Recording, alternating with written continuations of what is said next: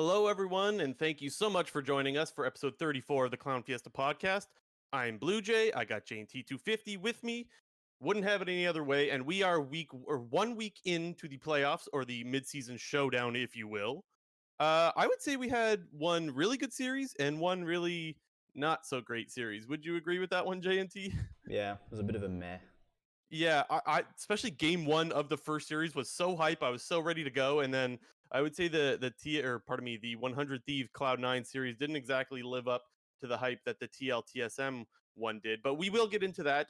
Before we get going into other things, we want to let you guys know I am having internet issues like really badly. My internet will or maybe will cut out for like 5 minutes randomly. Apparently, it's something that's happening in my region. It's not just me, apparently. So I mean, if it happens, it happens. We'll roll with the punches, and J&T will just go solo for 5-10 minutes, whatever it may be. But we're gonna deal with it.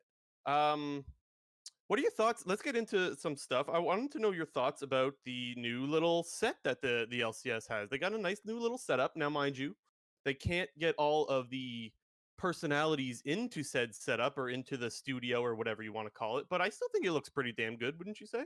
Yeah, it looks really nice, but it was just kind of weird that, like, I remember when they made the announcement that they were going to be back in studio, I was just imagining that it was going to be sort of similar to the LEC setup where they're doing the broadcast from inside the studio. Obviously, players are still in remote locations, but it still kind of goes like that. But it just kind of ended up being Dash was just in the studio, still talking to everybody else who was online. All the casters were still at home, casting from home. So Mm-hmm. while the studio looked super super nice, and I think it helps a little bit with the awkwardness of the online broadcast, specifically during the analyst desk segments. I still just was like yearning for more because I was like, oh, well, like we're kind of like in this studio, but we're not in this studio. You know what I mean? Yeah, it didn't quite feel natural still. I would say it felt better, and it's like a step in the right direction. Like, okay, it's like we're starting to see the signs of COVID finally going away, but we're still really far from getting them all back in the studio.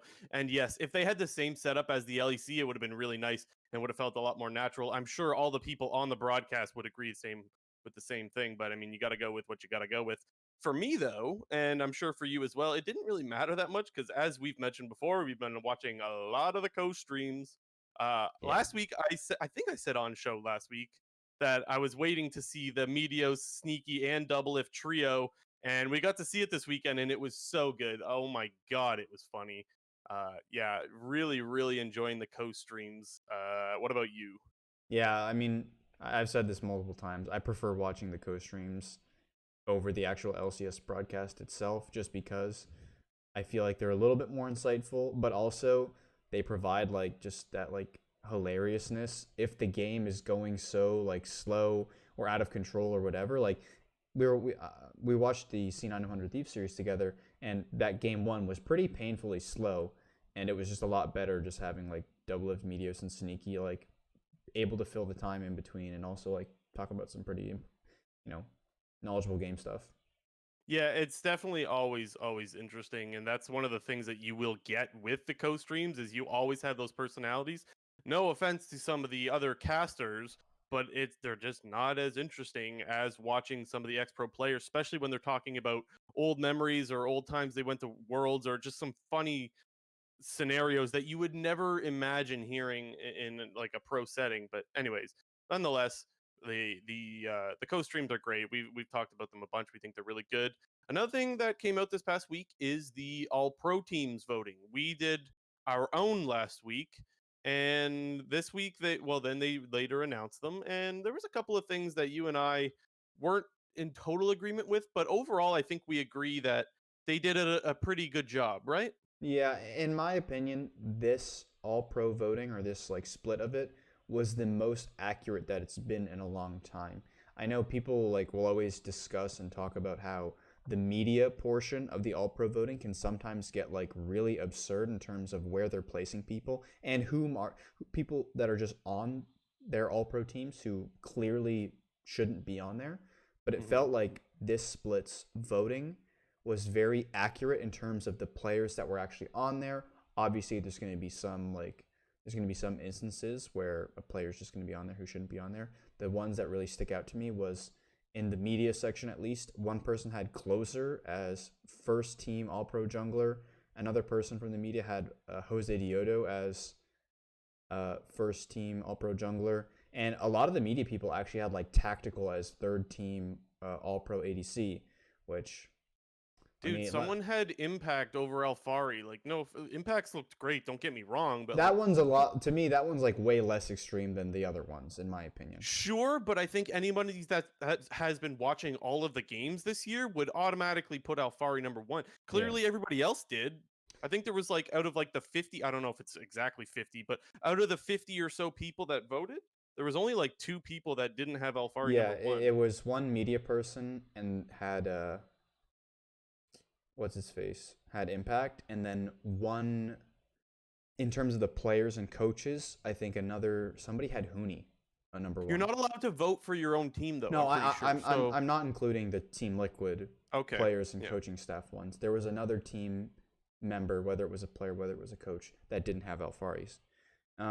Pretty much because you have 2 representatives from each team that get the vote, right? So. I thought, like, looking at the All Pro voting, I thought it was just going to be a clean sweep for top and jungle for first team, because I think it was pretty obvious that Blabber and Alfari were by far and away like had the furthest separation from the rest of the pack in terms of, you know, what they showed during the split. Blabber he got the large majority of all first team votes, but like I mentioned, there was a couple media members trolling in there who had Jose Diodo Closer, and then there was a few people on the broadcast team and in terms of like the teams and players that had Santorin, which it's acceptable. I'm not too pissed about that. I suppose. I mean, I'm not like blown away like, whoa, what? But I am a little bit surprised. Yeah. And one thing that I thought about when I was looking at the All Pro voting was there was an interview that Travis did with Fake God, and he asked Fake God if he thought his performance was worthy of being on the All Pro team this year. And well, first of all, Fake God didn't even know what it was. He didn't even know what. He was like, "What's that?" And then second, after that, he also said something about, well, you know, I don't really have that name that people recognize, so I don't really think people would even consider me for the list anyways. And I thought, well, that kind of feels bad if that's actually true. And then we see people like Perks getting voted number one. Now, a lot of people had Perks number one. So like, hey, you know, fine. But me personally, I didn't think he was deserving of that. You said the same thing. That's what you talked about on Hotline League. And so we were a little bit surprised by that. After some thought, I'm a little bit more okay with it. At first, I was a little bit surprised, but it just spoke to how I think Fake God is right. Like he's justified in saying that, like, well, my name doesn't match up with some of the other names, so it doesn't really matter how I play. I won't get voted in. I don't completely agree with that, but with the third-party media voting, I kind of agree with it. It depends on who's voting, of course, but I guess I just felt a little bit bad for him, honestly, because even though I didn't have him on my top 3, I totally get where he was coming from. Yeah, I mean, me personally, I think I had Fake God number 4. Although I do think that the 3 top laners who did make it onto All Pro teams were the clear-cut best 3, in my opinion. But just to go back to the Perks point, like you mentioned, that was sort of my idea that I was discussing on Hotline League, if you listen to, you know, today's episode of Hotline League.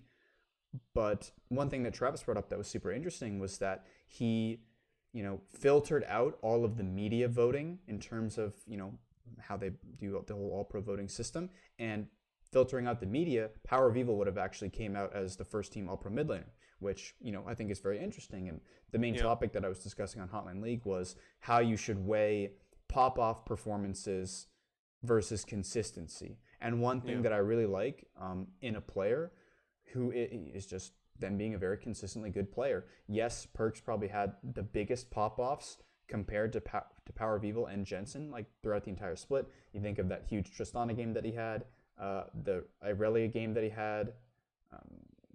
I don't know.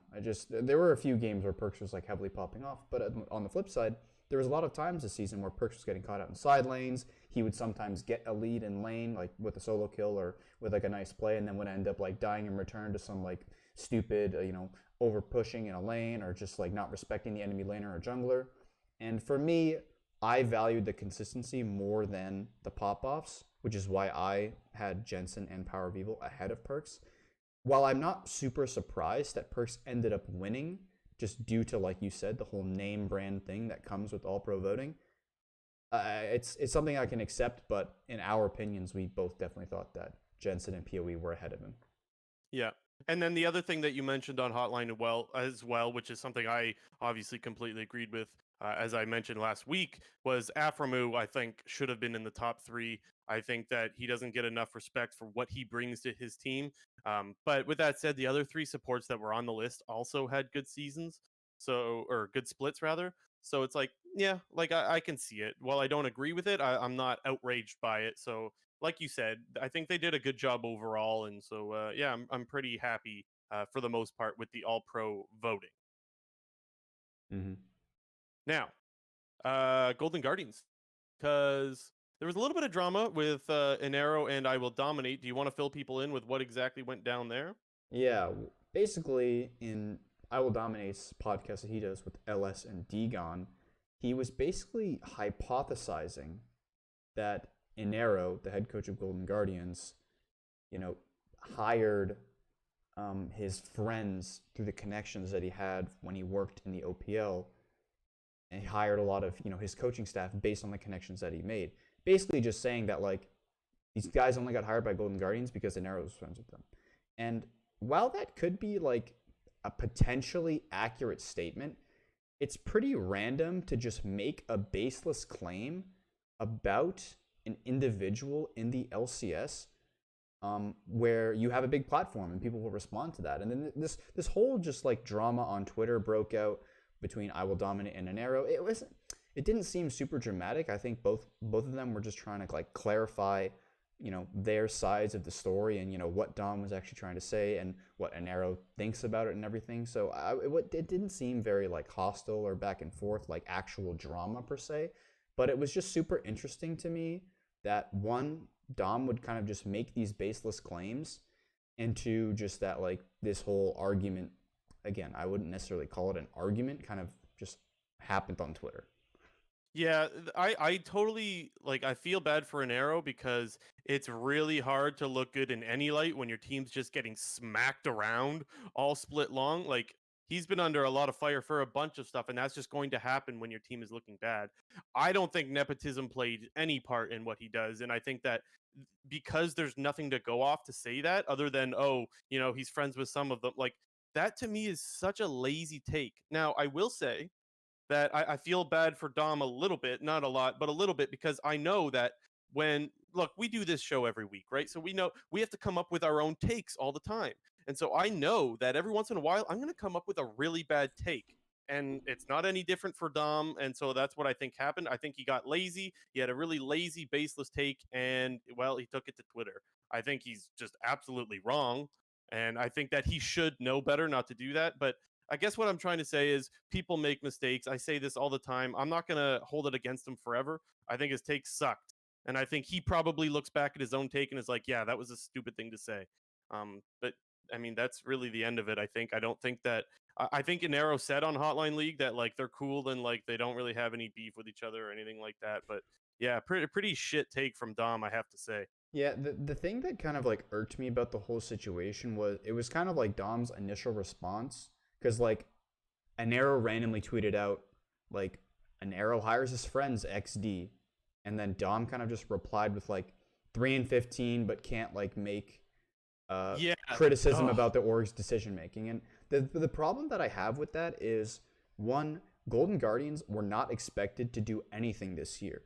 From what I remember, if you go back and watch our early episodes about what we thought of this, like just myself and Blue Jay, what we thought about this Golden Guardians team, we projected like what would be their over under for total wins on the entire year. And I think we had the number around 5 or 6. Like 5 or 6 wins. I had 8. Okay, I thought but 8. that was our over under, was somewhere between 5 and 6, and I think we probably like just barely said over. But the point is like I don't think anybody expected this team to do anything this season. Nope. So I just find it a bit crazy that you're gonna take to Twitter to blast the team for their record and then also kind of shit talk the org's decision making, when to me it seemed like if I was in Golden Guardian shoes right now, just the way that they performed this split and everything, you should be happy with 3 wins, because this team was by far and away the worst team in the LCS.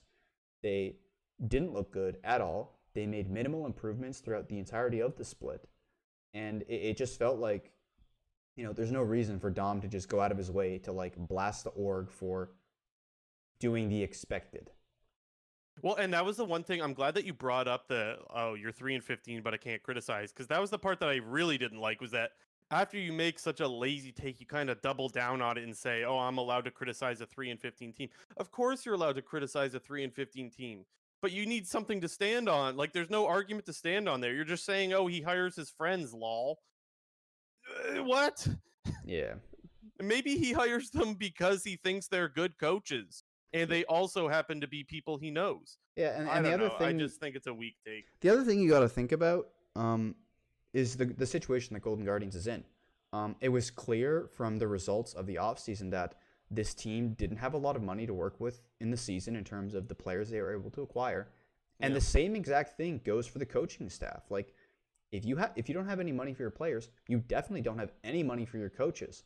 And in a world where hiring people that are already outside of your organization, like when you have money restrictions, it would be a lot easier to convince people you had a potential relationship in the past to come and work for your org, as opposed to bringing new people in to sell them on a vision like, oh yeah, like we're fucking butt-fuck last in salary this year. We're gonna have the worst roster, but come join our org. Like, the thing that like I was really confused about this was, like, you got to think of like traditional sports in terms of like when coaches get fired or like there's big like movements between teams, like players and coaches end up going to play for teams whom they've had previous relationships with.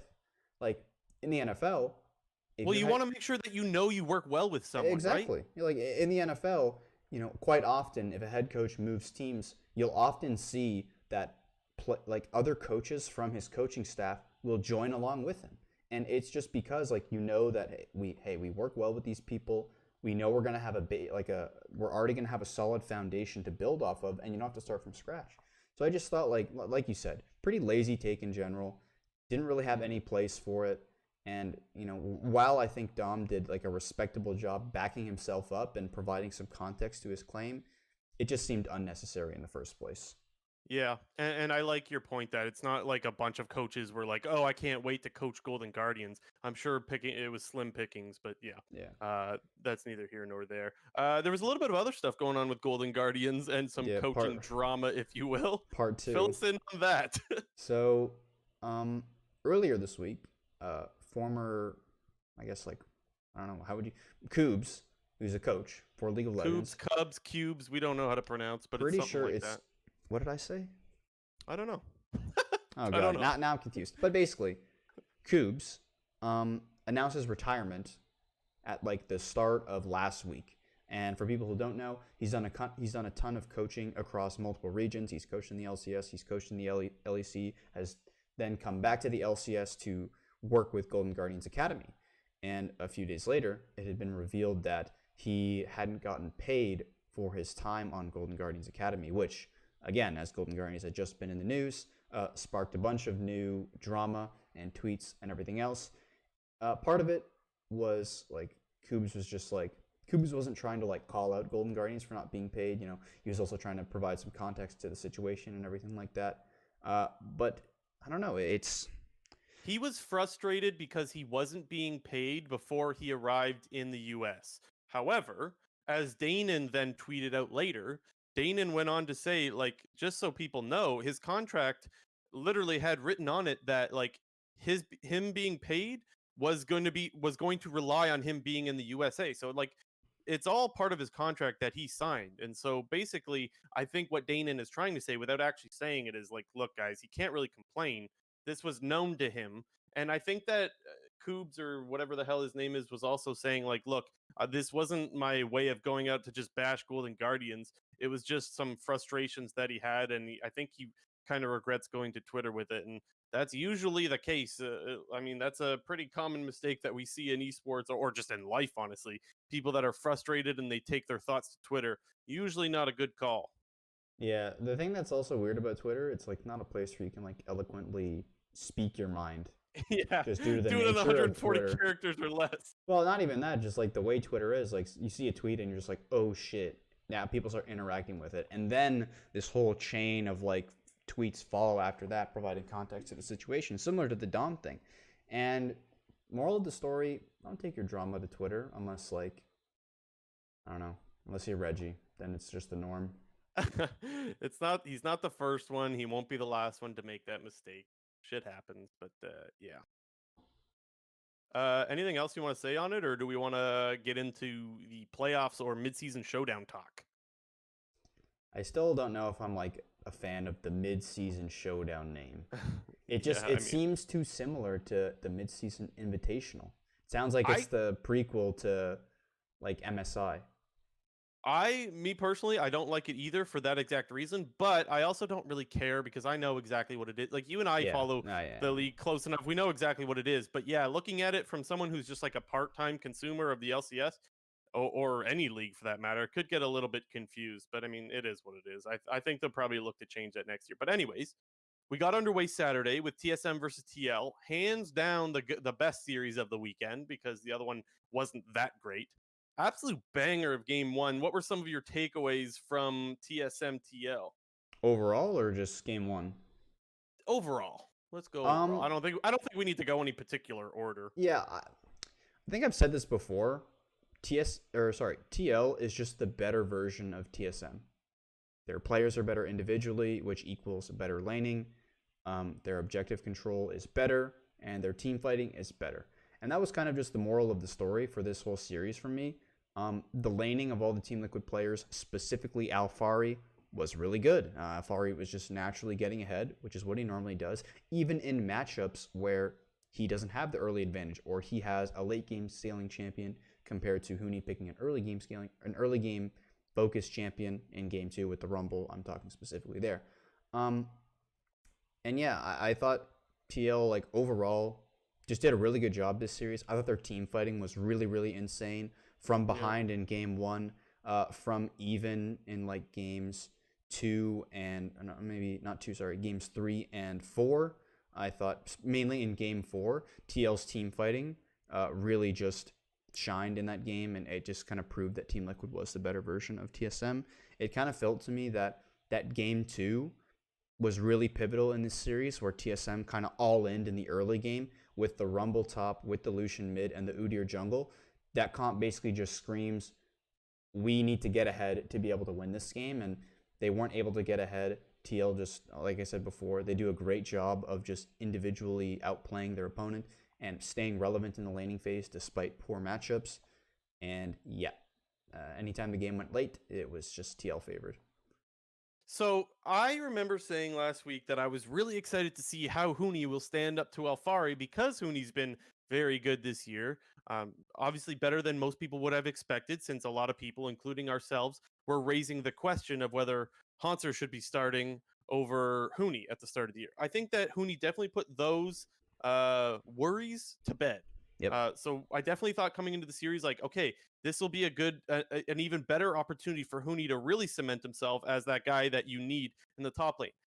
Now, I don't think he had a terrible series, but he definitely didn't have a better series than Alphari, and Alphari was absolutely the better top laner. There was a couple mistakes out of Alphari. I think it was game one where like he saw Spica run over the ward and he still died to the gank. Like he still went to check Tribrush and just died. Like that was like a little bit of a head scratcher. But overall, Alphari still played really well, especially in game four. He just absolutely destroyed Huni on the Gragas. Huni was on Gragas and Alphari was on Gnar, I'm pretty sure. Yep. That was a matchup where he absolutely destroyed him. Now, to be fair to Huni, there was a lot of focus in that top lane early. That was the same game, I'm pretty sure, that Santorin went for that. He had some really creative pathing, by the way, and he went like, I can't really explain it without showing like the LCS map or the Summoner's Rift rather, but he had some really creative pathing to gank top, and they dove. Mind you, they failed that dive though. Mm-hmm.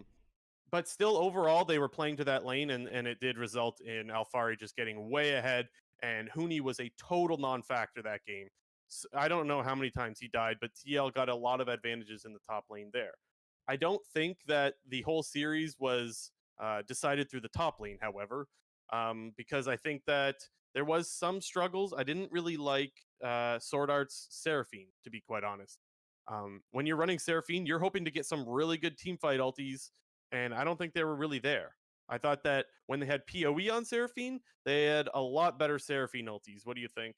Yeah, Seraphine is just a really OP pick in my They got it like opinion. 3 times, I think, Yeah, that series. they had it 3 times. I definitely like it better mid lane than support, just because I think support right now, I think you have to be on a hard engager, whether that's the Leona, whether that's the Alistar, whether that's the Rel, or the only like champion that I would lump in there who's not an engager that does just provide such insane value is the Thresh. I think that just in terms of like laning, I think Seraphine mid just ends up unlocking your bot lane a little bit more. While I do think Seraphine is a really OP pick, I definitely prefer it in the mid lane over support. And I think PoE did like a pretty good job, but I don't know. It just doesn't feel like a super power of evil champion just because he's not like, you basically just can't flex in the late game and just like fuck people with just like AP damage. Yeah. Me, I actually don't really mind it being support. Like, I don't care if it's mid or support. To me, the difference was PoE Seraphine was better than Sword Arts, honestly. There was a lot of lackluster ultimates, let's call it.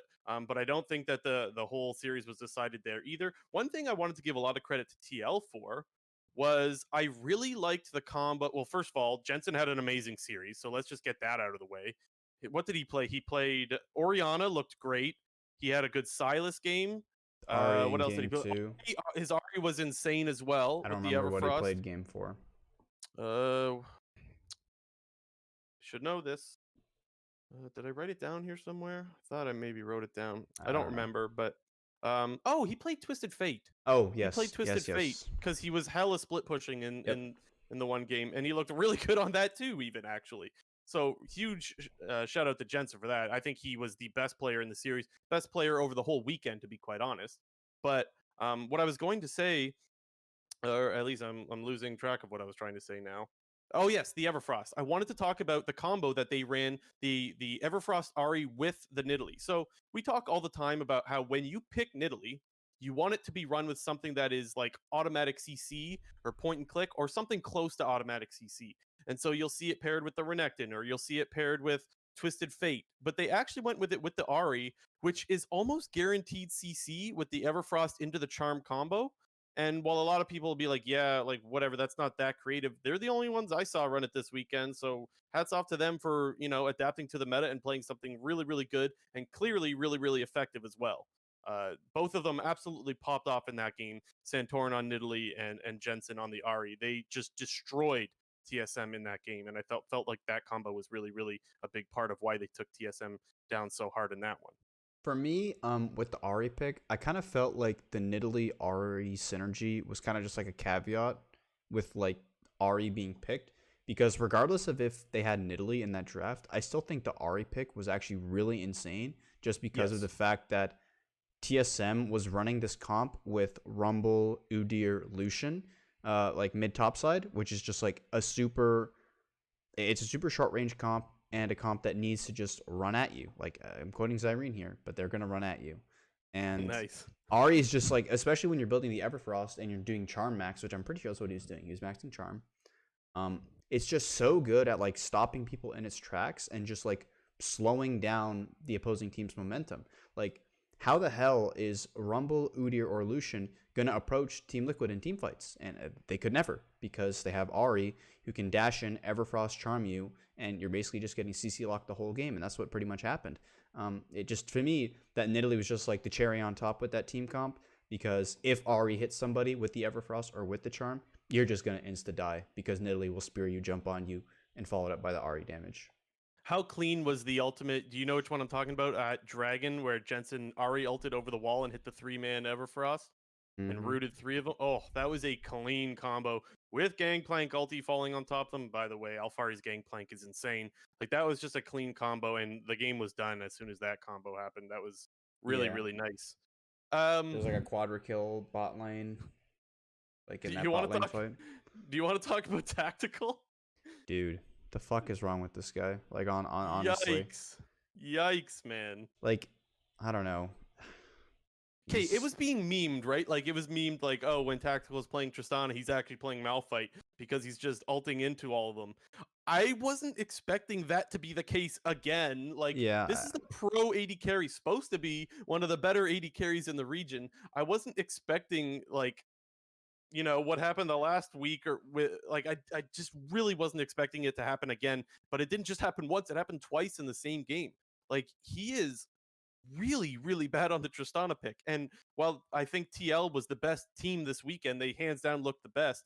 I think they got a liability in the AD carry spot because Tristana is a meta pick right now. You need to be able to play that pick, and he can't. yeah. The thing that's like just weird about it is, sure, there was a couple games earlier on in the split where he did have these int moments where he was jumping on Tristana. And like maybe that's like him thinking, okay, like I'm strong here. I can jump in, maybe one shot this guy and get out really quickly. That's fine. That's cool. But when he's like just been continually doing it for what it feels like 3 weeks now, I'm kind of at the point like, does he think it's good to jump in here and like do something and be able to jump back out? Because like, dude, you're the AD carry, often under leveled and doesn't have a lot of HP, jumping into 2 to 3 to 4 people. And more often than not, you're just going to get one shot, or you're going to have to peace out by burning your second jump and flash, and then you're 1 HP and out the fight.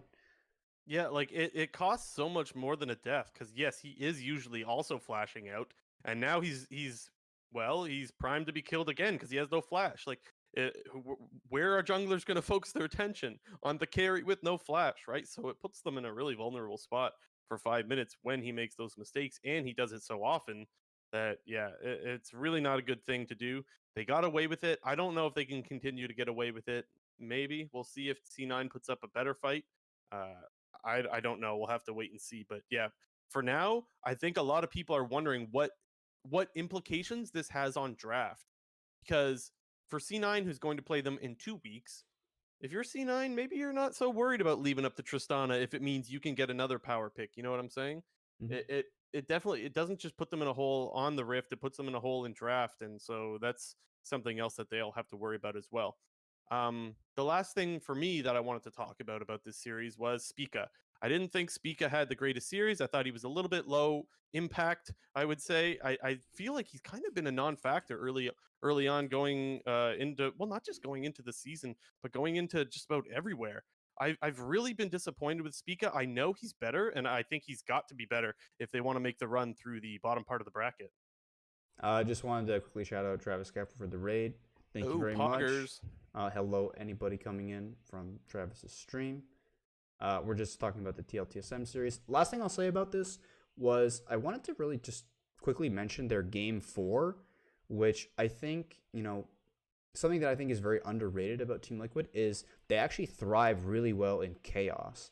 Because I think in this game 4 specifically, there were a ton of just skirmishes and fights that were going on for so long for the first 20 minutes of the game.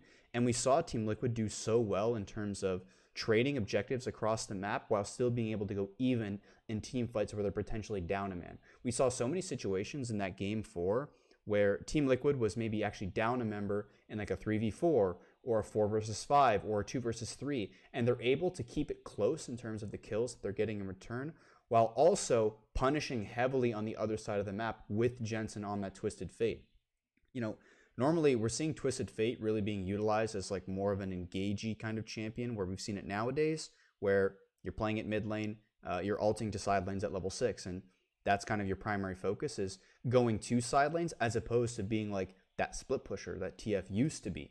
And one thing that Jensen was really good back in the day when he was on Cloud9 was actually playing the split push Twisted Fate. And that was like really cool just to kind of see that back again, and just show that he's able to play that other style of Twisted Fate where you're not necessarily the person making the play, you're the person punishing other plays.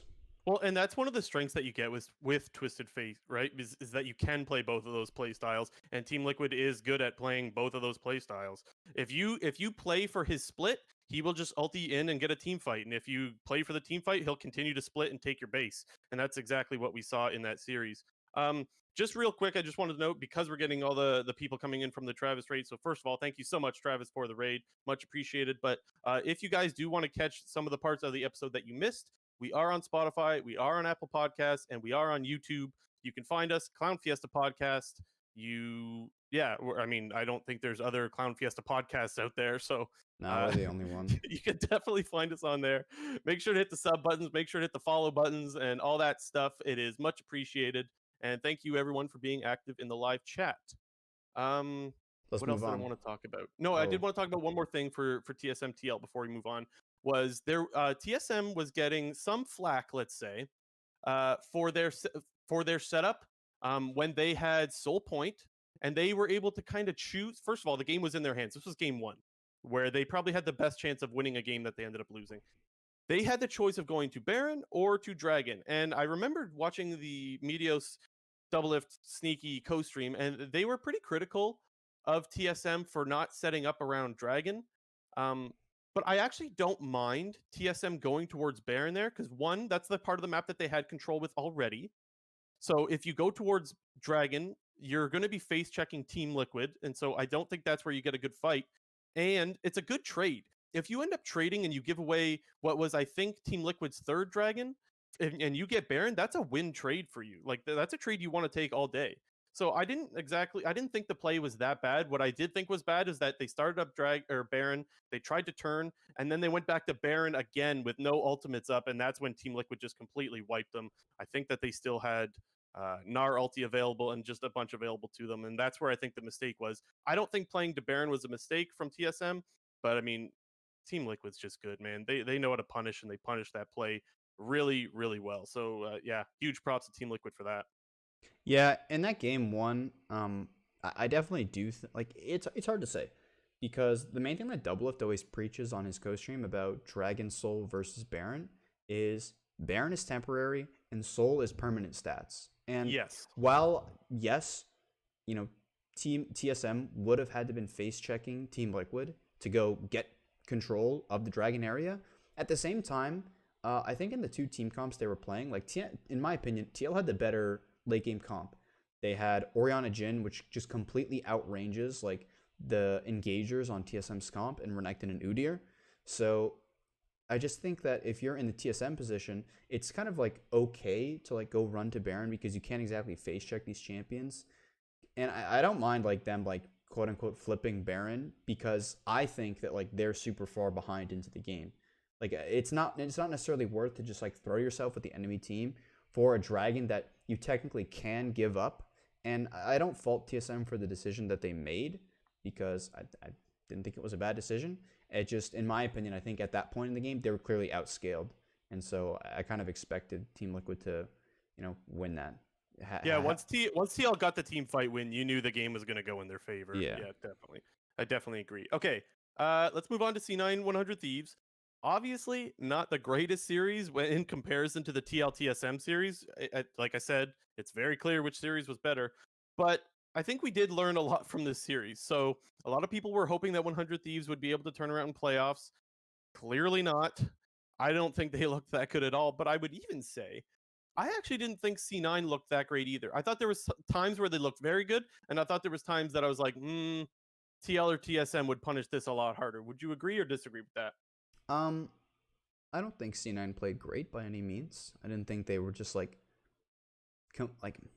the series was 3-0, right? like For a well, 3-0, here's it the wasn't like, thing it though, didn't like feel like they were playing that good. like it was a stomp, but it just felt that like 100 Thieves just didn't do anything. Like that was the thing. Like Cloud9 just did what they needed to do. Yes, game one was like painfully slow, but Cloud9 like with their draft, like they can just sit back, take objectives, and they will win the late game.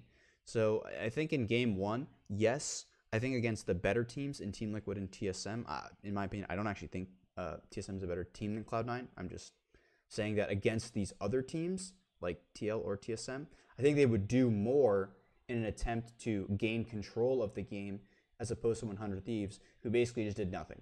And yes, while I think if Cloud9 was playing at like a more insane level, they might be a little more aggressive in the early mid game in terms of, while they have the advantage, pushing the advantage. But, at the same time, like the only way to lose the game is for them to go for plays that end up going poorly. So I think game one was just Cloud9 doing what they needed to do. But for the other games, I do think that Cloud9 played much, much better and was doing a really great job. One player I want to highlight was Fudge. I think this series against 100 Thieves, in comparison to the previous series against 100 Thieves, was just night and day for Fudge and Someday in the top lane. It looked like in the lock-in tournament that 100 Thieves was going to be a really great team. Someday was looking really good on these carry champions and counter-picking Fudge. We saw the Jax versus Camille matchup a bunch. However, in this series, it's kind of just been like the story of the split for 100 Thieves, with Someday playing a weak side top laner, but now Fudge being much more improved over the course of the split and actually just kind of straight up beating Someday in the 1v1 with minimal help. So that's an interesting thought, because that was something that was brought up on Hotline League, was the discussion about, well, Fudge had a good weekend. I believe one of the callers said that, and I totally agree. And I think it was Travis. Someone brought up, well, how much do you take away for them playing against 100 Thieves? And I don't know, like, to me, I don't think you really take away much of anything because it's against 100 Thieves. I think that Fudge was struggling against pretty much every team at the start of the split, and I don't think he's struggling anymore. I think he looks a lot better. I think he had a really good series, and I think that that's exactly what you want to see if you're a Cloud9 fan. It's a really good sign going into the rest of the playoffs. He showed up. I thought he had a great impact in just about every game. There were a couple mistakes. I think game 1 he overextended and then ended up giving up third dragon to 100 Thieves. Um, there was maybe another mistake as well in the top lane. I can't remember. Oh, yes, he was on Scion, and I think you and I talked about it. He could have backed off in a particular fight. Some nitpicky things, but overall, he was very good. And yeah, I think that the question marks that were surrounding C9 are starting to not be question marks anymore, and that is a really, really good sign. Yeah, I think, what you just mentioned, what is more reassuring for the Cloud9 fans is that Fudge has been making improvements. Yes, while he started off the season not so great with his lock-in performance, and even some of the first few games in the split, just not really doing much of anything, getting behind 20 to 30 CS in the laning phase and kind of just doing his job in team fights. And while that can be a winning strategy, when you're on one of the best teams in Cloud9, you need to show that you can be able to dominate in the 1v1, which he did. He had, that Renekton game. I think he still had a really great game. His set in game 3 was actually really insane. I think the set game was good. His scoreline was kind of like, I don't know, his scoreline was like 3-3-6, but I don't think it did justice for like how well he actually played in that game. Like a lot of the team fights he was playing like mechanically really, really well. The one that sticks out was in that mid lane fight where he was running down Senna Tom Kench, where he, E'd the Tom Kench, and then Tom Kench W'd the Senna, and he kind of predicted that he was going to get spat out behind and ulted the Tom Kench into him. He also had a 4-man face breaker where he flashed over the drag pit. He was just doing such a good job on the set in that game. A champion who has really just completely fallen out of the meta ever since being one of the go-to picks in season 10. And it was really nice to see Fudge sort of really flex his skills in that game. Well, and especially there's going to be pressure on your shoulders when you're playing on a team like Cloud9, who's got so many studs in just about every role. And now you're going into playoffs. I would be worried, going into playoffs, oh, how is this guy going to perform? He's still, in my opinion, I mean, he's technically not a rookie, but let's be honest, he is a rookie because he's a very young player, and he's still got a lot of experience to get under his belt, I would say. But yeah, I thought he looked really, really good, and so really good signs there. I also think I want to talk a little bit about Perks, because I thought Perks looked really freaking good on the Yone. He had a hiccup, I think, at Baron.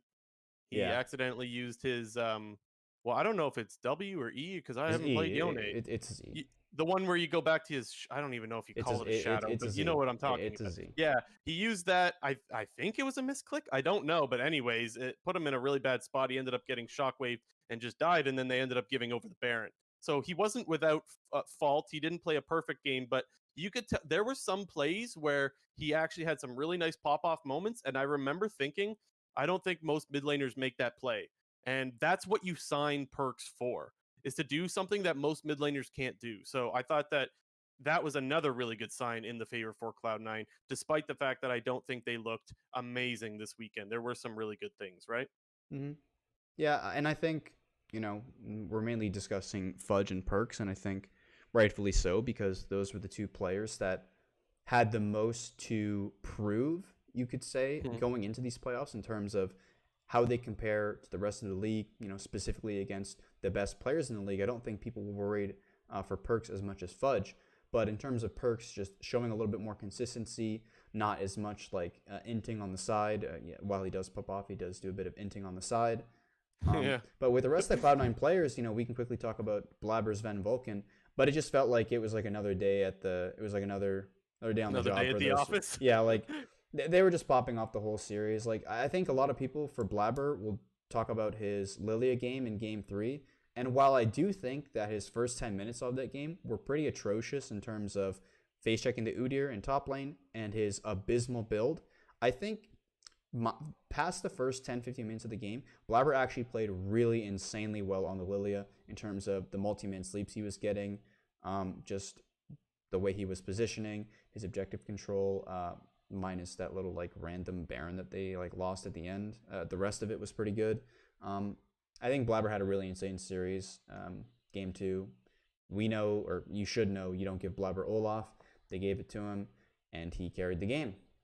Well, and so actually on that thought, with at the Baron specifically, that we mentioned how Perks had a little bit of an oopsie at the Baron in the Yone game. Blabber had his own. I guess he called that the Udyr had no flash, and so he wasn't able to get over the wall. And then he had flashed over the wall and stole Baron. A lot of people will say, well, you know what? That's a slight error. That's something that probably won't happen again. And I agree with that.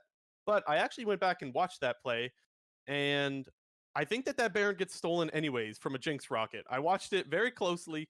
Before Blabber's smite goes off, the Jinx rocket explodes. Mind you, the Baron was already stolen by Closer, but I think that's still an oopsie. You still have to prep Baron properly, and that's something people are going to have to get used to, because Jinx rocket does a shit ton of damage to Baron. And so even though, yeah, there was just a lapse in judgment of flash timers, I think that Baron gets stolen anyways, which speaks to me that you need to improve around your Baron setup and whatnot. So just another little thing there. Yeah, I gotta say also, the other thing that I need to talk about with 100 Thieves, don't give Blabber Olaf, man. Stop that. Stop doing that. We talk about this all the time. I wouldn't even say like he had a huge pop-off game in the Olaf game, but he was all over every objective. And you know that if 100 Thieves contest these objectives, Blabber is going to shit on you with Olaf. We've seen it time and time again, and I don't know how he continues to get that pick. Yeah, if I remember correctly, like Cloud9 was red side, and 100 Thieves opted to pick the Udyr first pick on blue side, giving up Olaf. I can completely understand, like, Cloud9 in the past has even, themselves given up Olaf first pick to blue side because they have a counter. But it was just really weird for me to see once again 100 Thieves be on blue side and choose not to pick the Olaf first pick, which historically has been one of Closer's best champions. This is like the third time now that they've done this, where they opt into picking Udyr first, leaving up Olaf, and it's the third time they have now lost the game because of that. So really like weird drafting out of 100 Thieves. I thought their drafting wasn't very good for the most part. 100 Thieves has this like really high like Senna priority for whatever reason. While Senna Tahm Kench it's a good combo, I don't think it's as high a priority as they seem to think it is. Quite often we're seeing Senna Tahm Kench get picked on blue side in the 4-5 slot, as opposed to 100 Thieves, who are often either, they're picking Senna Tahm Kench either on 1-2 red side or 2-3 blue side. And it's just kind of weird because you can kind of like, once you see the Senna Tahm Kench super early, you can kind of comp around it. And I don't think FBI also doesn't read the patch notes, because he's still building Rage Blade on Senna after they remove the interaction where like she gets like the bonus crit amplification or whatever. So and even like from other leagues and other games, you see that people are no longer building Rage Blade on Senna, but FBI still is. So you got to read the patch notes, bruv. I'm sure he reads the patch notes, man. Oh, it's not good. Like what he's building is just bad. It's just straight up bad. I don't know what to say. If you're a pro player and you're not reading the patch notes, you're absolutely trolling, and I highly doubt that he's not reading the patch notes. I will say though that we talked a little bit about the all-pro team voting earlier. I was really glad to see FBI still up there in the voting. He was just behind Sven. I think FBI is still the best player on this team, hands down, and I think overall he's still playing really well. I just think that, unfortunately, I don't think his teammates are. And it's really strange to see because I don't think Huhi has been nearly as much of a factor as he was last year. Think about how many plays that Huni set up last year, or who he set up last year. And I know that's a pun because he plays a bunch of set, but seriously, he was actually setting up a bunch of plays, and it feels like he's having a hard time doing that. I don't know why, but maybe it's because they're not getting as much early game leads. I know that's definitely changing, but it's been really night and day to see where who he was just like 6 or 7 months ago. Yeah, I think part of it is due to, like I just mentioned, with this like high center priority that they have, because we're seeing a ton of, like, even at the end of the regular season and in a couple of the games this series, we saw who he playing the Tom Kench, and it's just a champion I really don't want who he to see because he is such a great playmaker. He did play the set one game where they did fasting Senna with the set, which, yeah, sure. I mean, you get Huhi on the set and you're still running the fasting Senna combo, but it was just like kind of weird. Like Huhi didn't seem like, I don't know. It just seems like something's off for Huhi. He's either like lost his confidence, or there's even been discussions about like 100 Thieves, like just like team synergy problems and just not playing very well as a team. Because Yeah. in that, for I think it was game one, there were a ton of times where Huhi was either ulting people, like Vulcan would dive in on the Leona and Huhi would ult him out, or sometimes Huhi was going too deep for an engage and this team wasn't like following behind. I don't know. Huhi has kind of fallen off the map a little bit in terms of like his prowess in the game, because kind of felt like whenever you gave him like one of those hard engage champions, you had to be fearful of his engage, similar to like the Vulcans, the Aframos, the Corey Jays. But now it just seems like Huhi's not much of a factor. And like you kind of just mentioned, like FBI is really the only one that's like playing well on this team right now. Yeah, and I also want to point out that 100 Thieves, their team fighting has not looked good either. They're doing some things that to me just makes no sense. So I see them trying to flank Cloud9 with an Aatrox, which, don't get me wrong, that's pretty common. You do see Aatrox try to flank a lot, whether it be a TP flank or just a straight up regular flank. But they're doing it against like Sion, Olaf, Oriana, and like if you try to flank them on that, there's no CC stopping them from engaging you in either direction. They could either turn on the Aatrox, no problem with Sion ulti, he's unstoppable, or they just engage into the rest of your team with Sion. So I don't think that flanking makes a lot of sense in that comp, especially when you have Olaf with it as well. Like these are guys you can't stop from trying to engage on you. So the minute you split up your team like that, I think it's just an automatic team fight loss. And we saw them do that against Cloud9. Cloud9 punished it really hard. Olaf hit R, Sion hit R, and then they went in there and Oriana hit R as well. And the team fight was over because he hit a 3-man shockwave. Yeah, So, I mean, that shockwave was pretty gross. it was a very nice shockwave from Perk, so you got to give credit there, but that fight makes no sense to me. I don't know why you're setting up the fight that way. Yeah, a little bit of a yikes there. Um, Anything else on 100 Thieves versus Cloud9, or do we want to move on? Yeah, I mean, the only thing that I'll say about 100 Thieves are like the questions are now being asked, like, is Demonte coming back in? Oh, And yes. in Yeah. my opinion, I don't think it honestly matters whether or not Demonte comes back in, because I think the problems stem so much further than just the mid lane with regards to this team. Yeah. The only world where I see, subbing Demonte back in as a success is 100 Thieves just like, if they can in 1 week, just do a full 180 and try and get back their mojo that they had with their lock-in performances. And I think part of that is due to the mid lane meta shift up. Like the meta completely moved away from like Galio Twisted Fate, which we saw a ton of in lock-in, over to control mages. And while 100 Thieves, they're trying to sort of mirror the meta, putting Ryoma back in on these control mages. I don't think he's been playing bad by any means. I just think that if you're going to sub Demonte back in, you just have to hard commit to that play style of getting Demonte on a roaming mid. Yes, you might not get a great matchup because control mages are doing so well into the TF and into the Galio. You're just going to have to take that as a loss and just try to win from this previous play style. Like, to me, if they just put Demonte back in and try to replicate what they're doing now, I think you're going to get the same result. The only way that I think 100 Thieves gets different results is by attempting to go back to that old play style with Demonte. Yeah, I don't really have a strong opinion on the mid lane just because they're clearly struggling with both. To me, you're currently in the scenario where it is pick your poison. I understand there's a lot of Demonte fans out there, and I don't mind the argument that, you think Demonte is better than Ryoma, fine, but I don't think it fixes that much because they were struggling with him as well. And to your point, and to many people's points, we are not the only ones that have talked about this. They're struggling in a lot of different places, man. So what does putting in another struggling mid laner really do for you? I'm not sure it does a lot. Um, However, it was just a couple of months ago that this team was looking really good. And yes, I know it was lock in, so they were playing against other teams that maybe didn't have that time to build up that synergy yet.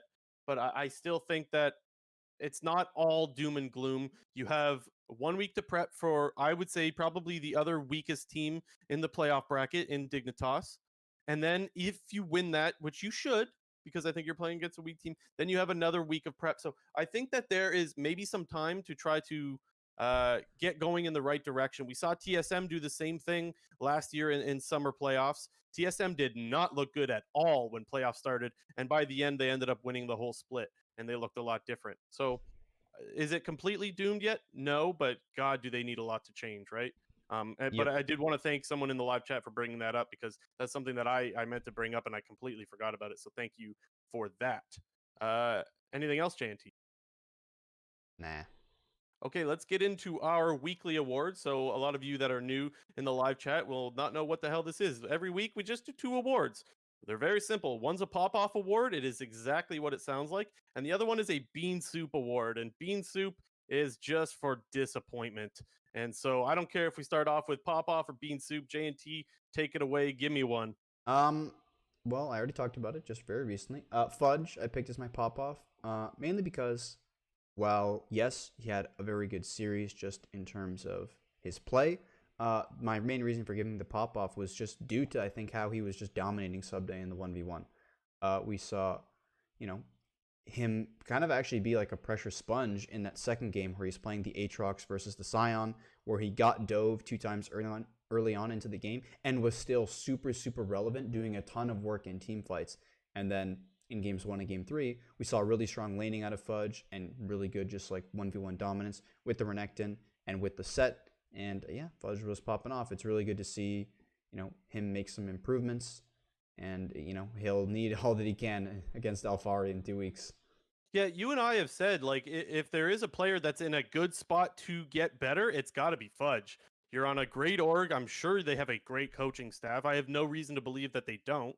I would imagine that he's in very good hands and in probably one of the best environments to succeed and get better. And I think we're starting to see that. So it's a really good sign. I do want to see a little bit more than one series, though. I mentioned before how I don't want to take away too much because it was against 100 Thieves, but I do want to see what happens when you go up against Team Liquid, which we're going to see in 2 weeks. Alfari is the guy in the top lane right now. And so we'll see what that looks like in a couple of weeks. But definitely for now, popping off really good series and poggers to ya boy Fudge in the top lane. Uh, I went with Jensen. I think that he was amazing in just about every game. He did have a couple of hiccups. I don't want to pretend like he played perfect this weekend, but to me, he looked good on everything he played. He was hands down the best player. We talked earlier about the champions he played. He looked good on Ari, Silas, Twisted Fate, Oriana. He looked good on everything. And I think that he was the best player on the Rift this weekend. So nothing much more to add. Pop off weekend for Jensen. If he continues to play like that, I definitely see Team Liquid taking it all and representing us at MSI. But we still got a lot of time and a lot of games to watch before that. Bean Soup, who you got? Again, something I just very recently talked about. The 100 Thieves Senna priority seems really weird in the meta where we're seeing Tristana just like become the #1 ADC in the league, and 100 Thieves just like opting to not pick it and choosing to pick the Senna, whether it's with the Tahm Kench, whether it's with the set. You put any champion down there with it. I just don't think it's very strong, and I think where they're picking it, it gives the opponent's teams the ability to comp around it. And yeah, I'm just not really liking that of 100 Thieves. I really hope that they sort of drop the priority on it, or at least drop the positioning in the drafts to prevent enemy teams from comping around it. Because I think there is a ton of OP picks in the meta right now, and I think wasting 2 early picks on Senna and Tahm Kench and giving up OP picks in response, it's not the way to go right now.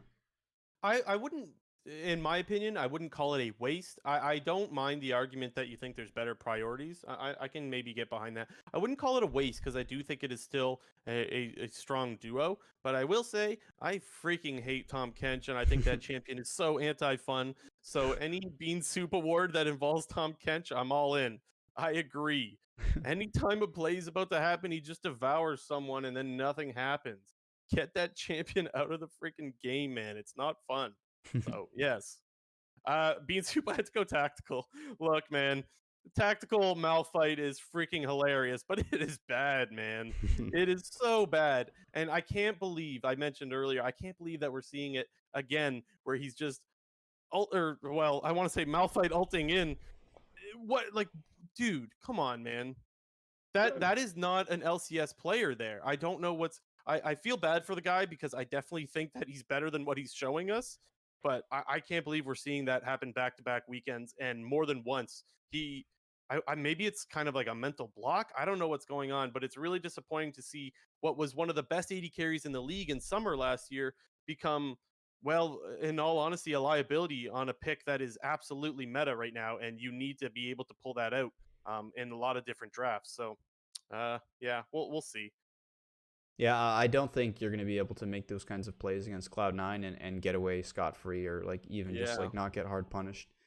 To me, that's the only real hole in TL's lineup right now. Sure, they make mistakes in other places around the map, but that's definitely the biggest hole. Let's say that Yeah, is tactical. for sure. Okay. That's Beansoup and Popoff, right? Okay, let's get into the preview of what's coming up next week. Let's start with TSM EG, right? Saturday matchup, TSMEG. So I think this series is going to be a lot closer than people think. I'm still going with a 3-2 for TSM. I don't think TSM was as bad as people think this past weekend. I just also don't think EG is as bad as people think. And yes, the term coin flip is being brought up a lot with this team, and with good reason, because we do see night and day. Look, I think the players on this team are too good to be consistently flipping games the way they are. I've talked so much about how I think Impact has been great in the top lane. I think he will continue to be great. And I do think that Jizuke is being a little bit underrated. I still think that, yes, he goes for some big plays. Yes, sometimes he pays the price. But I think he gets a lot of advantages in lane. And I think that you can't just discount that or completely forget what kind of presence this guy brings in the mid lane. And I will also say that even though I think Power of Evil has been great this split, I do agree with those saying that his laning phase has been a little bit lackluster and his champion pool has been a little bit predictable. I think that those are two areas where Jizuke can definitely punish TSM, let's say. Yeah, I'm going to go with a 3-1 for TSM, but I still think that it will be a very close series. For me, the solo laners are absolutely the X factor of this series. I think if you look at jungle, I think Svenskeren and Spica are both having very lackluster splits in terms of, I think Spica just doesn't have a ton of early game influence on, TSM's games in general. And Svenskeren is often hurting EG in the early game with, some overextensions or some, kind of mistimed engages on the Hecarim or whatnot. And then on the He's bottom definitely lane, seemed to be on a different page with this year. yeah, I don't know yeah. what's going on with Svenskeren, but he doesn't seem right. Right? Yeah. Right? And Like, yeah. yeah, and in the bot lane, it kind of just feels that both bot lanes serve the same purpose, where Lost and Deathly both like to scale up to the late game. Again, aren't super active in the early game in terms of getting huge advantages in their lane. However, I do think that Sword Art, if this is like kind of Sword Art's time to prove that he is this like $6 million support in terms of his ability to either affect the lane or affect the rest of the map, because the two solo lanes of top lane and mid lane are definitely where this series is going to be won and lost. I think that if Impact is able to do what Impact does and shut down the enemy laner, it'll be very difficult for TSM to be able to accomplish a ton of things. I think it'll be super interesting to kind of see what direction TSM takes Huni in this series, whether they put him on some more carry-oriented champions or whether they just like opt into a tank versus tank matchup in the top lane. And then, as you're just talking about the mid lane, Jizuke is being slightly underrated in terms of the power that he brings to his team and what he can do in the laning phase. And if he can get that lead, how he is able to snowball into the game. It'd be really cool to see, I think, Jizuke Echo in this series. If, like you just mentioned, TSM's drafts in the mid lane are really predictable in terms of what Pee-wee likes to take. He likes to take control mages. What does Echo get good into? Control mages. So I really hope that we'll get to see an Echo in this series. I think, solo lanes will be imperative to this series.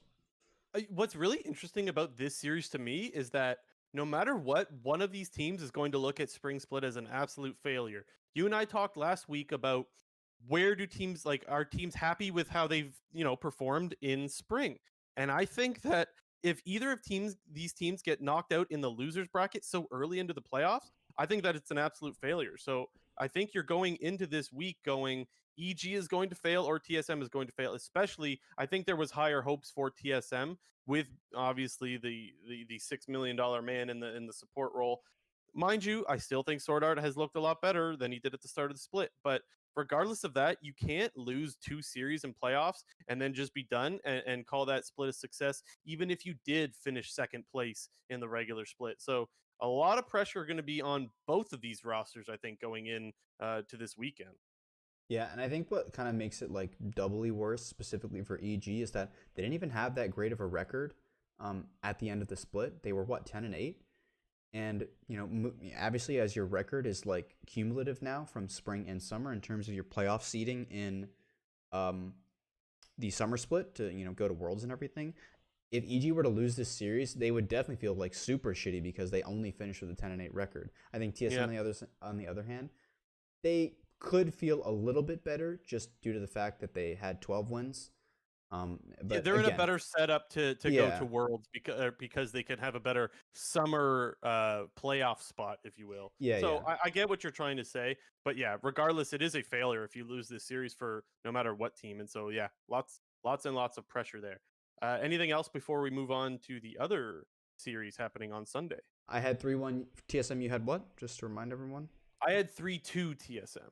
Okay, I think it'll be a really close series. Whoever comes out on top, I think it'll be very close. And again, even if it's a 3-0, a 3-1, or a 3-2, I think the games in general will be very close.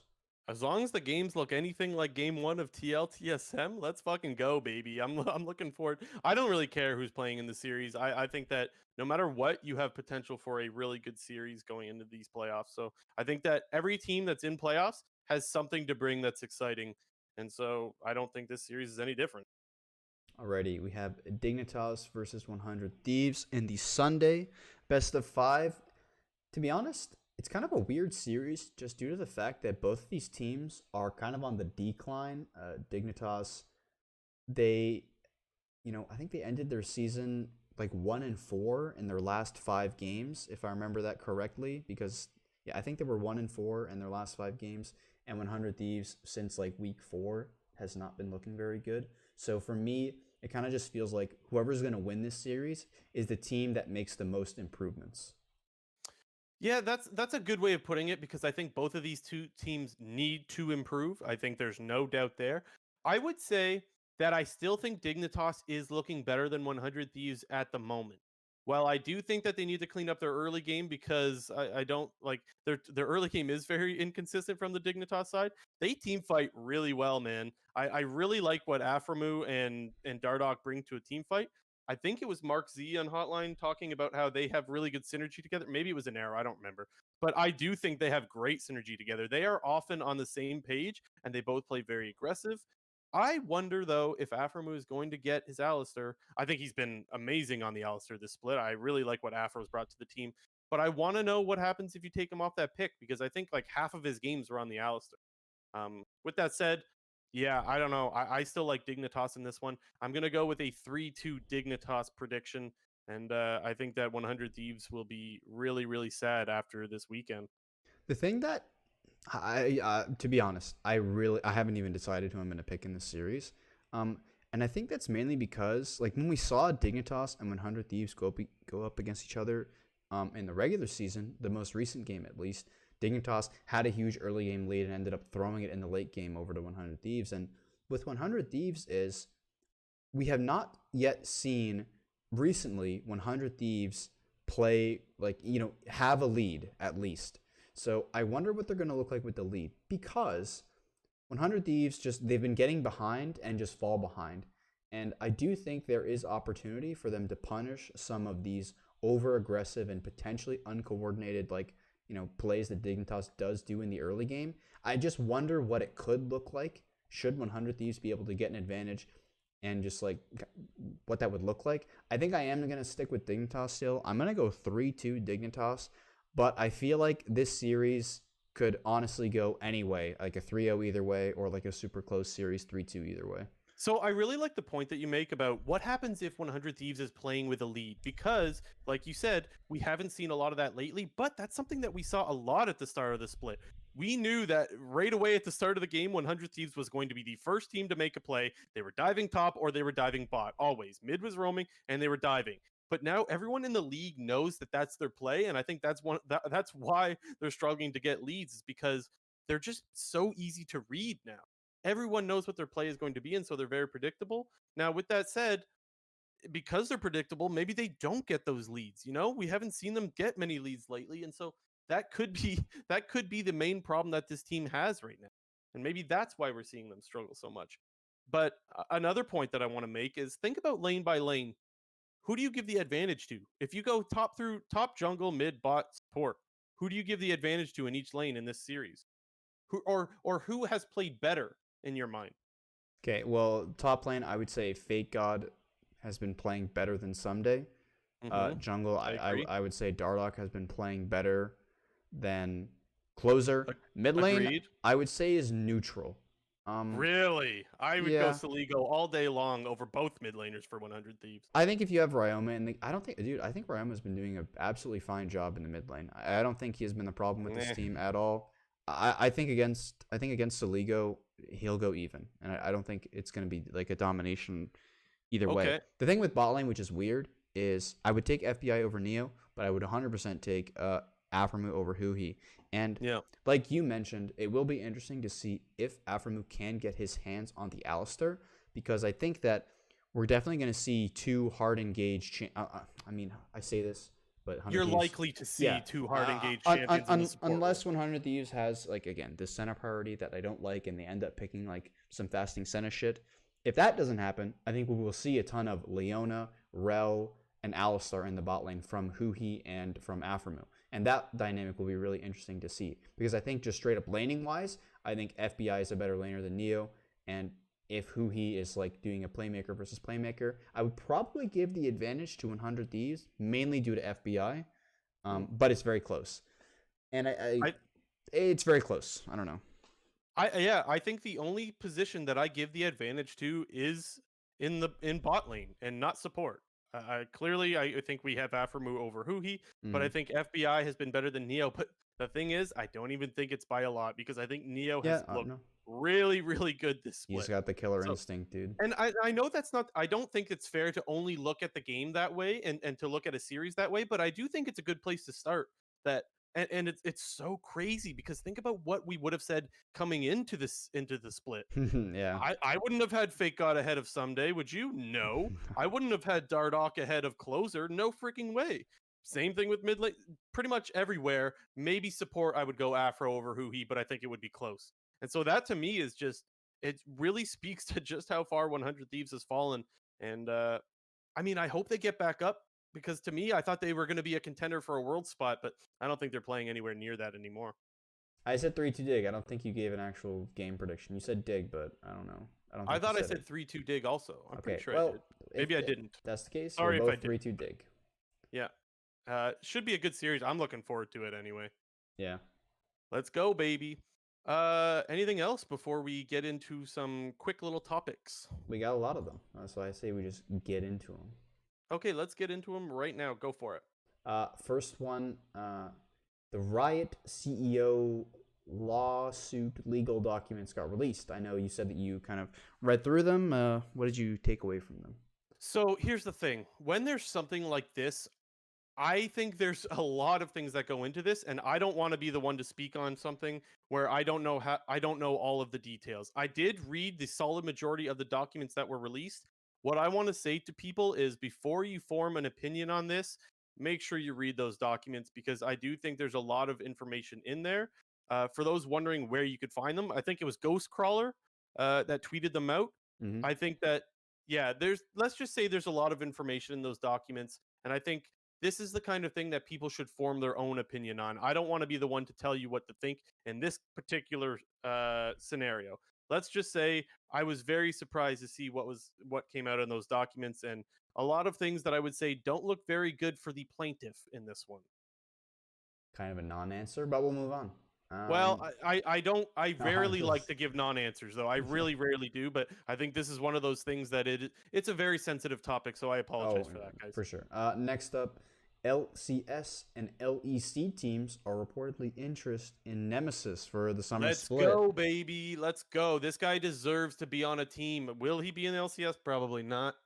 I don't think he wants He to come may. to North America, I don't think he but I does freaking either. hope so. Let's go, baby. I would love it, but regardless, I think he deserves to be playing pro right now. So I would love to see Nemesis in LEC or LCS. Let's bring him back. I don't think his career is over by any means. Let's just spitball here, but if Nemesis were to come to NA, what team would you want him to join? Oh, okay, yeah, let's play that game. Um, hmm. I know a team that needs a mid laner. Me Do too. they have an import slot though? Well, No. Closer's an import, and someday an import Sunday's still. still an import, yeah. 7, 8. No, he's not. Yes, he is. Because even though he's supposed to be, because he's played long enough, he wasn't grandfathered in, I believe. I'm pretty sure. I'm pretty sure No, about this. he's Someone played could played correct me on four this. years.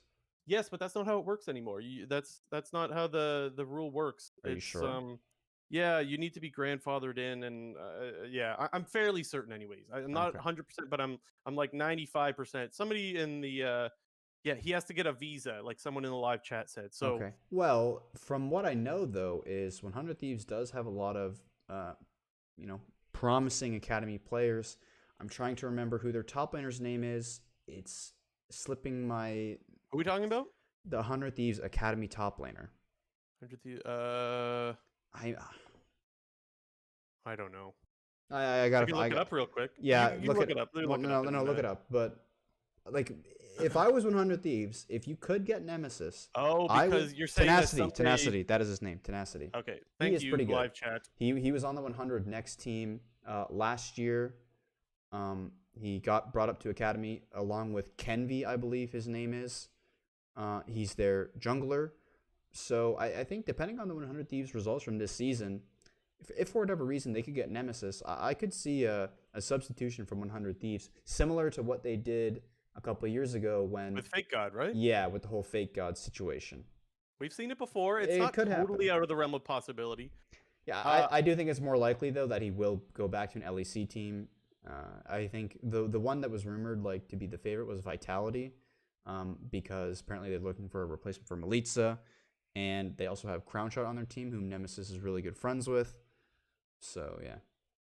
So I actually think a good spot would be Team XL. I don't know if people in the chat or that listen to us watch any LEC or not. I don't really know. I'm not a huge fan of Checolad. I think that XL is a team that's very close to being good. I really like their top laner and I really like their bot lane. Patrick, I think, is great.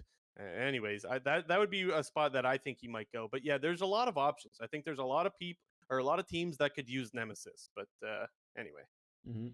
Next up, Solified, an amateur team, Uh-oh. is disbanding before Proving Grounds, and it's like the rumor is that their star players in Apollo and Zazel are not getting paid. Yeah, this is a big man. How many times have we seen in esports, man? How many times have we seen where teams are getting in shit because they're not paying their players? This is something that we've seen time and time again, man. Ugh, I'm tired of seeing this, and I feel bad for the players that get involved in this kind of thing. Yeah. The only other player I can remember that's on that team is like Five Fire, who's like who played on Academy last split, who's actually like decent. But it's kind of weird to see, like, I remember like when Zazel didn't get on an LCS team, like he was supposedly going to this stacked, amateur team, and to kind of just see it disband before the Proving Grounds, which is kind of like the stage that Zazel was probably hoping to get back on to like get back to where he was, is kind of like a bit shit. Yeah, and who else was on that Yeah, team? Did you mention Dokla's on that team. yeah, but did you mention why can't I think of his name? I could picture Apollo. I Apollo's said on that. that Yeah, team, I right? said. Oh, did you? Okay, Yeah, my yeah. bad. I didn't catch that. Yeah, no, just feels bad, man. I don't have much else to say. This is something that like we see way too often. I didn't expect to be seeing it in 2021, but here we are. Yeah. Next up, Epic Skillshot is now an authorized VOD distributor of the LCS. Part of this is due to the changes that we mentioned a few weeks ago with their content creation in terms of what you're allowed to post or what you're allowed to repost on YouTube and other platforms in terms of the LCS product. Good to see that the LCS is partnering with these various VOD channels that they are like legally allowed to, repost their content, and it's good to see that they're kind of helping them out. Yeah, definitely it feels bad, man, when he had to tweet out that his channel just got shut down suddenly. That was pretty feels bad. This guy's been around forever. I can't even tell you how many epic skill shot VODs I've watched. And so even I was like, damn, where am I gonna go to get my VODs? But anyways, they figured something out, and so good for him, Poggers. Yeah, next up, there has been some news about the volcanic activity in Iceland. Is that how you'd say it? Yeah. But basically, came out that Riot has no plans to change the MSI location, and they're basing that off of the experts out in Iceland or whatever. So there was a little bit of a worry because I think it started erupting, by the way. Can you believe we're talking about this, by the way? What a weird thing. Like, MSI could have been canceled because of a volcano? Like, what? Anyways, I'm glad that so far there's no changes to no plans to change MSI, rather. And so it looks like everything's still a go for now. So that's a good sign. Yeah. That would be really shit if like MSI for whatever reason got canceled again because the location got fucked, or they had to do it like online or something like that. Like, I feel like that would be like really bad. Yeah. And then the last thing on the list was Showmaker. This is worrying to me. Showmaker's got some injury problems. He's got some wrist problems. I forgot to look into it. Did you know anything more than that? I heard that his arms were like shaking or something like that. Is that true? Yeah, I don't know exactly, but definitely not the best for Damwon Gaming. It's a bad sign to hear about this shit in spring, man. Like, there's still a long season ahead, and obviously this is one of the best mid laners in the world. So it would be really sad if someone that is this good doesn't get the chance to come back and try to keep his crown, if you will. Yeah. One thing I did just skip over in the quick news because I thought we could talk a little bit more about it, but apparently the LPL and the LDL being the amateur league of the LPL, is now under a full investigation for match fixing and gambling, which is this is another pretty huge news. Yeah, well, and do you remember which player it was that he released screenshots, right? Yeah, I'm trying to find it, but I can't find it. He was offered a bunch of money. Apparently, he was offered a bunch of money just to give up the first drag or something like that. Yeah, he was offered like 50,000 USD. Maybe it was 250,000, but maybe not. I don't know. It was some like absurdly high amount of money just to like give up first drag and Rift Herald. Not even just like throw the game, just to give up two, like, I wouldn't call it inconsequential objectives because they're pretty big objectives, but like just giving up two objectives doesn't mean you're going to lose the game. But like, man, that's pretty crazy. And like you said, he just like leaked screenshots of this, and yeah, dude, well, there's a huge investigation going on. So obviously, if you're not cheating, you're going to cooperate and be like, look, this is the shit we're dealing with right now. We need to, like, you need to put an end to this before something happens, because you got to remember, like, these are kids. Some of these guys in the league are like 18, 19, whatever years old, right? Like, you don't exactly have the best of decision making. I know I certainly didn't when I was 19. This is like, this is just very dangerous territories to get into. This could completely ruin someone's career. And there's a lot of absolute stud talents in the LPL, and I would hate to see their career get ruined because some jackass offered them 50K or 15K or whatever the hell it was just to give up some objectives and basically match fix games. That would just be pure disaster. I couldn't find the player's name, but regardless, it doesn't matter who the player is exactly. What matters is that there's clearly players being targeted to just bend the rules a little bit and basically give up objectives that are going to influence the game. I don't care if it's just one dragon. You don't do that shit, and that's just big time Monka-esque. Dude, it's pretty crazy though, honestly. Like that guy just straight up like leaked all that like shit. Like, the ball's on him. The thing is, it's not like I don't think there's like, to me, like, I think you should leak that. If you're being offered this kind of stuff, you need to be like, hey, look, like, this is the kind of stuff that happens. If you make the league aware of it, it's a really good thing for the league to be able to sit down, talk with their or coaching staffs even to be able to sit down and talk with your players and go, look, man, these are the repercussions that could happen, and you need to know the risks of what could happen if you get involved in this kind of shit. Because again, 19-year-olds aren't exactly thinking that way. They're just trying to play some league, man. They're trying to build their careers, and they're just at the start of it. Yeah, someone in the what a live chat, disaster. someone in the live chat got the name for him. His name is Bo. He's one of the next like jungle gods of the LPL, or I guess Supposedly, LDL right? for now. Yeah. Yeah, and yeah, that's God. Yeah. I this kind of stuff scares me because I think think about any of the amazing LPL players that we've seen. Like think about Juan Feng. He's another really young player. What if this happened to Juan Feng last year and we weren't able to see his performance at Worlds? What a disaster that would be, right? He just has a bunch of girlfriends, no big deal. Yeah. Yeah, Juan Feng's wheeling hard. He's got all the freaking ladies. That shit was hilarious when I found That is funny. when that shit came out. That was so funny. Juan Feng's dealing, baby. Yeah, anyways, I think that's everything, right? Mm-hmm. All right. We're gonna close out the show. Thank you guys so much for showing up. Please remember to hit the follow button if you're still in the live chat. Follow us on stream. We do the show the same time every week. We just started doing it at this time. We plan to continue that. So it's right after Hotline League. For those of you that are Hotline League watchers like us, you can know that after Hotline, we will be on all the time. The VOD will be uploaded to YouTube. So say you missed part of the show. It doesn't take long for J&T to get it up to YouTube. Huge shout out to you, by the way, J&T, because he is really good at that and he does the timestamps and all this stuff. So huge props to him. Please, guys, we need your guys' subs. We need your guys' follows. We appreciate your participation in the live chat. It really means a lot to us. And J&T and I frigging love doing this. And it's even better when we got some people to hang out with in the live chat. So thank you guys so much. Our Twitters are on screen as well. So if you want to follow us on there, that would be great. Any other shout outs or plugs, J&T, before we close it out? Thanks, Travis Gafford, once again for the raid. Big time, baby.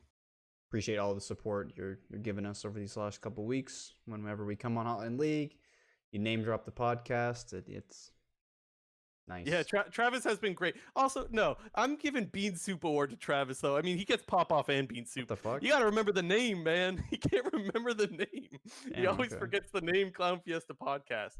Hey, he's plugging it. I'm not going to... Travis, you're cool in my books, dude. Let's be honest.